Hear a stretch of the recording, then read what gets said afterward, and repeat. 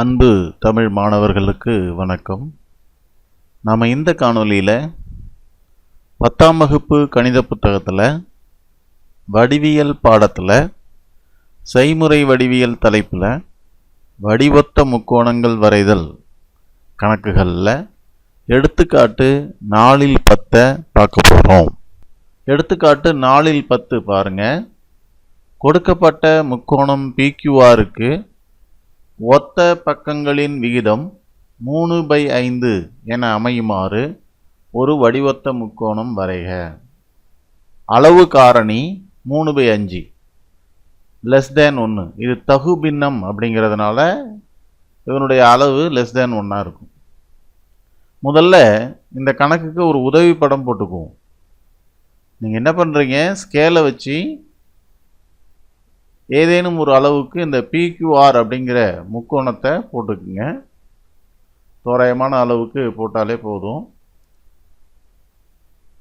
PQR முக்கோணத்தை போட்டுட்டு ஸ்கேலை வச்சு இதுக்கு இணையாக இருக்கிற மாதிரி பார்த்து இந்த P', இணைச்சிருங்க. உங்களுக்கு தேவையான உதவிப்படம் கிடைச்சிடும். ஏன்னா இங்கே அளவு காரணி பார்த்தீங்கன்னா <1. இப்போ கொடுக்கப்பட்ட முக்கோணத்தை விட தேவைப்படுற முக்கோணம் சின்னது, அதனால் இப்படி போட்டுக்குங்க.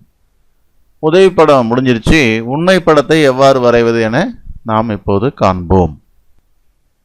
இந்த வடிவத்து முக்கோணம் கணக்குக்கு கொடுக்கப்பட்ட முக்கோணம் PQRக்கு குறிப்பிட்ட அளவுகள் கொடுக்கப்படவில்லை. எனவே நாமே தான் அந்த முக்கோணத்திற்கான அளவுகளை எடுத்துக்கொள்ள வேண்டும். இப்போ PQRல Pங்கிறத முக்கோணத்தின் உச்சியாக கொண்டோம் எனில் QR அடிப்பக்கமாக இருக்கும். இப்போ அந்த அடிப்பக்கத்தை ஏதேனும் ஒரு அளவுக்கு நம்ம வரைஞ்சிப்போம். QR என்கிற அடிப்பக்கத்தை ஏதேனும் ஒரு அளவிற்கு நாம் ஸ்கேலை வச்சு வரைஞ்சிப்போம். QR கோட்டு துண்டை வரைந்து கொள்வோம். அதன் பிறகு கவராயத்திலே ஏதேனும் ஒரு அளவை எடுத்துக்கொண்டு Qஐ மையமாக வைத்து ஒரு வட்டவில் வரைங்க. அப்புறம் Rஐ மையமாக வைத்து ஒரு வட்டவில் வரைங்க.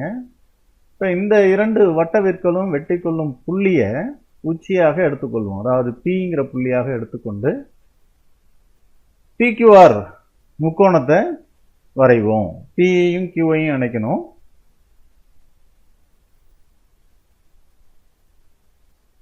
அதற்கப்புறம் Pயையும் Rஐயும் இணைச்சோம்னா நமக்கு தேவையான முக்கோணம் PQR கிடைச்சிடும். இப்போ அடுத்தது என்ன பண்ணணும் அப்படின்னு பார்த்தீங்கன்னா, இதற்கு வடிவத்து முக்கோணம் வரைகிறதுக்கு நாம் பாகைமானியை QR கோட்டு துண்டில் கீழ்ப்புறமாக Qவோடு பாகைமானியின் மையம் ஒன்றிணையுமாறு வைக்க வேண்டும். இந்த மாதிரி வைக்கணும். வச்சுட்டு ஏதேனும் ஒரு குறுங்கோண அளவுக்கு கோணக்கோடு போட வேண்டும். இங்கே ஏதேனும் ஒரு குறுங்கோண அளவை நாம் 60 டிகிரியாக இங்கே எடுத்துக்கிறேன். அப்போ 60 டிகிரிக்கு கோணக்கோடு போட போகிறேன்.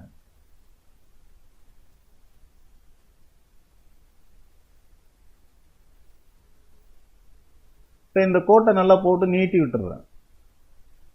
இதுக்கு அப்புறம் பார்த்தீங்கன்னா நமக்கு வடிவத்து முக்கோணங்களில் அந்த அளவு விகிதம் எவ்வளோ கொடுத்துருக்காங்கன்னா 3/5 கொடுத்துருக்காங்க.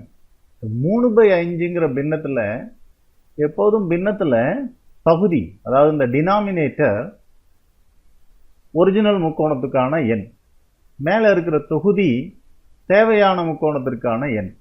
அப்போ 3/5ங்கும்போது 5ங்கிறது கொடுக்கப்பட்ட முக்கோணத்துக்கான எண், 3ங்கிறது தேவையான முக்கோணத்திற்கான எண். இப்போ இந்த இரண்டு எண்களில் எந்த எண் அதிகமாக இருக்குது அப்படின்னு பார்க்கணும். தொகுதி பகுதி இந்த ரெண்டில் எந்த எண் அதிகமாக இருக்குது? 3, 5. இந்த இரண்டில் 5 பெரிய எண். அப்போ இந்த கோணக்கோட்டை நம்ம 5 சம பாகங்களாக பிரிக்க வேண்டும். எப்படி பிரிக்கிறதுனா, கவராயத்தில் ஏதேனும் ஒரு அளவை எடுத்துக்கணும். எடுத்துக்கிட்டு ஏதாவது ஒரு அளவுங்கிறத நான் ஒரு 1.5 சென்டிமீட்டர் அப்படின்னு எடுத்துக்கிறேன்னா, Qஐ மையமாக வைத்து அந்த 1.5 சென்டிமீட்டருக்கு நம்ம என்ன செய்யணும் அப்படின்னா வட்டவில் வரையணும். அது அந்த கோணக்கோட்டை வெட்டும். அந்த புள்ளியை Q1 வச்சுக்கணும். அதுக்கப்புறம் அதே அந்த அளவு, அதாவது அந்த 1.5 சென்டிமீட்டர்னு எடுத்துக்கிட்டேன் இல்லைங்களா, அந்த 1.5 சென்டிமீட்டரை தொடர்ச்சியாக Q1 மேலே வச்சு Q2 கண்டுபிடிக்கணும். இப்போ 1.5 சென்டிமீட்டருக்கு ஒரு வட்டவில் வெட்டி அதை Q1 அப்படின்னு பெயர் கொடுக்குறேன். அப்புறம் Q1லேருந்து அதே அளவை வச்சுக்கிட்டு கோணக்கோட்டை வெட்டி Q2 அப்படின்னு எழுதுறேன். அதில்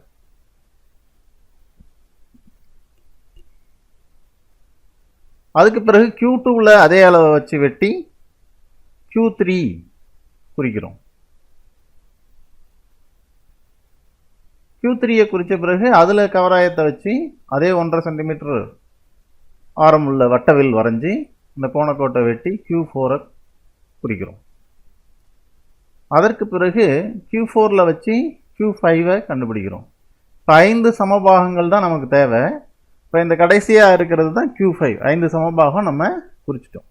இப்போ நான் ஏற்கனவே சொன்ன மாதிரி பகுதியில் இருக்கிற எண் தான் கொடுக்கப்பட்ட முக்கோணம். அப்போ நம்ம என்ன செய்யணும்னா, இப்போ வரைஞ்சிருக்கிற முக்கோணம் PQR, அதோட அடிப்பக்கத்தினுடைய இன்னொரு முனை 6 இந்த 5வது பாகத்தோடு இணைக்கணும். இப்போ இணைக்கிறேன், Q5 6 இணைக்கிறேன். இப்போ நமக்கு தேவையான முக்கோணம் வந்து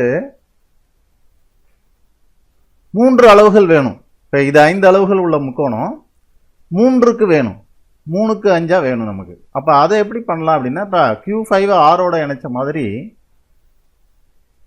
வழியாக Q3 வழியாக Q5 6க்கு ஒரு இணைக்கோடு போட்டோம்னா நமக்கு 3 அளவுக்கு ஒரு முக்கோணம் கிடைக்கும், அந்த புள்ளி கிடைக்கும். அப்போ நம்ம என்ன செய்யணும்னா, Q5ல் இருக்கிற கோணத்தை Q3யில் வரையணும். வரைஞ்சோம்னா நமக்கு இணைக்கோடு கிடைக்கும். அப்போ Q3யில் வரைய வேண்டிய கோணம் எங்கே இருக்குன்னா Q5ல் இருக்குது. இப்போ Q5 அதாவது Q5R, இந்த படத்தை பாருங்கள், Q5R இந்த கோண அளவை நம்ம Q3யில் வரையணும். அதுக்கு என்ன செய்யணும்னா, ஏதேனும் ஒரு 6 அளவு, இப்போ நான் வந்து 1 சென்டிமீட்டர் எடுத்துக்கிறேன், 1 சென்டிமீட்டர் 6 அளவு எடுத்துகிட்டு Q5ல் ஊசிமுனை பகுதியை வச்சு இந்த இரு கரங்களையும் வெட்டுமாறு ஒரு வட்டவில் வரையணும். அதுக்கப்புறம் அதே 6 அளவு அந்த 1 சென்டிமீட்டரே எடுத்துகிட்டு போய் Q3யில் வச்சு இந்த ஒரு கரத்தை வெட்டி மேலே வட்டவில் வரையணும். வரைஞ்சிருவோம், அதுக்கப்புறம் அடுத்து சொல்கிறேன். இப்போ Q5ல் 1 சென்டிமீட்டர் அளவுக்கு எடுத்துக்கிட்டு வட்டவில் வரைஞ்சிட்டேன். அதே அளவை எடுத்துகிட்டு போய் Q3யில் ஒரு கரத்தை வெட்டுறேன். இங்கே 2 கரம், அங்கே 1 கரம். இதற்கு பிறகு பார்த்தீங்கன்னா, இந்த Q5ல் இருக்கிற கோணம், அந்த கோணத்தில் இந்த வட்டவில் வெட்டி இருக்கிற அந்த புள்ளிகள், கரங்களில் வெட்டியிருக்கிற அந்த புள்ளிகளுக்கு இடையே உள்ள தூரம் தான் கோணத்தினுடைய அளவு. இந்த அளவை அப்படியே கவராயத்தில் எடுத்துகிட்டு வந்து Q3க்கு மேலே வட்டவில் வெட்டியிருக்கீங்க இல்லையா, அந்த புள்ளி, இப்போ நான் காமிச்சிருக்கிற இந்த புள்ளி, இந்த இடத்துல வச்சு இந்த அளவை கவராயத்தில் எடுத்துக்கிட்டு இந்த ஒரு கரத்தில் வெட்டின புள்ளியை மையமாக வச்சு அந்த அளவை ஆரமாக வச்சு வெட்டினோம்னா நமக்கு இந்த கோணம் அங்கே கிடைச்சிரும்.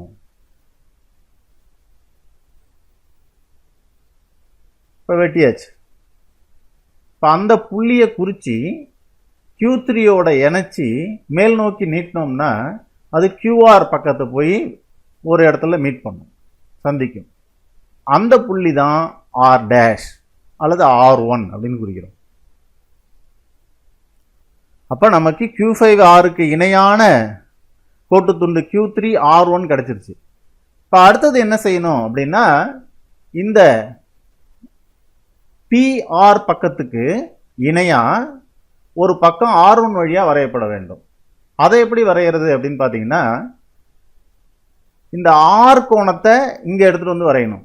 அப்போ இந்த கோணத்தை ஏதேனும் ஒரு அளவு எடுத்துக்கிட்டு ஆரை மையமாக கொண்டு இந்த கோணத்தின் இரு கரங்களையும் வெட்டுமாறு ஒரு வட்டவில் வரையணும்.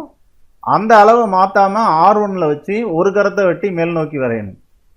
அதை செய்வோம். இப்போ 2 கரத்தையும் வெட்டுற மாதிரி வச்சாச்சு, வெட்டியாச்சு. அதே அளவு கொண்டு வந்து R1ல் வச்சு ஒரு கரத்தை வெட்டி மேல் நோக்கி இருக்கிறேன். இப்போ இந்த கோணத்தினுடைய அளவுங்கிறது எது? இந்த 2 புள்ளிகளுக்கு இடையில் உள்ள அளவு. இந்த அளவை கவராயத்தில் எடுத்துகிட்டு வந்து இங்கே ஒரு கரத்தில் வெட்டியிருக்கிற புள்ளியிலேருந்து இங்கே வெட்டினோம்னா இந்த கோணம் இந்த கோணம் இங்கே வந்து கிடைச்சிரும்.